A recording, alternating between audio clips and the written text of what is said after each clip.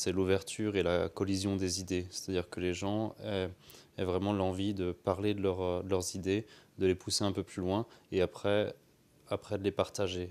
Je pense que l'innovation, c'est pas que de la bonne volonté, c'est aussi avoir le courage de tester ses idées pour construire ce qu'on appelle en anglais un use case et de rendre cette innovation, ce prototype utile ou que les gens comprennent. C'est-à-dire que si vous faites une innovation dans votre coin et puis que vous espérez que dans 12 mois, elle va être utile à tout le monde sans avoir consulté les gens qui vont probablement utiliser l'innovation, ça va probablement pas marcher et donc ce sera beaucoup d'énergie perdue.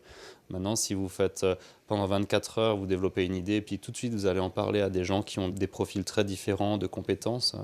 Cette collision d'idées et de savoir va permettre d'enrichir le projet extrêmement vite et lui donner beaucoup plus de force au niveau de ce qu'on appelle son use case. Ce que vous constatez souvent ici, et puis d'ailleurs ailleurs dans le monde, et c'est probablement là où Open Geneva est unique, c'est que les gens restent dans les mêmes communautés. Donc vous allez avoir un hackathon sur les smart cities, et ça va être toujours les mêmes, ce qu'on appelle usual suspects, les mêmes personnes qui sont intéressées à ça.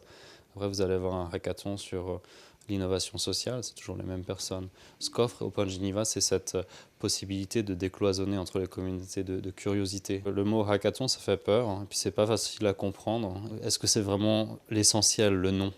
Moi, je pense pas. Ce qui compte, c'est finalement la pratique et comment on va l'influencer de manière positive, pas en forçant les gens, mais en leur donnant envie de venir. Et finalement, tout le monde peut y trouver son compte.